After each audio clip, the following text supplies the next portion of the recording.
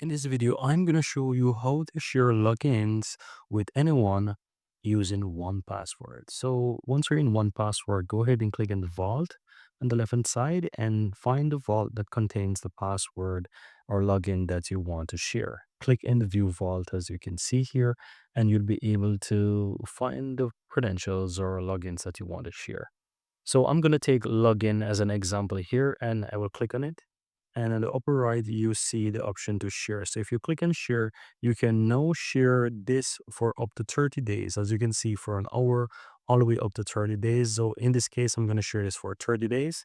And you can either go ahead and say anyone with the link and copy the link and share it with a person, or you can go ahead and click the drop down and choose the option only some people, and you can add those email addresses for who you want. So I can add an email address right here by clicking on add, and I'll be able to start filling the email addresses. So you can add, for example, and gmail.com, and then I click away and I can add another one by simple typing at hotmail, for example, .com or something like that, right? And click away. And so you can select certain amount of people who can have access to this. And so once you do, you go ahead now and click copy the link and share it with those people, and they'll be able to actually use this password or credential to log in.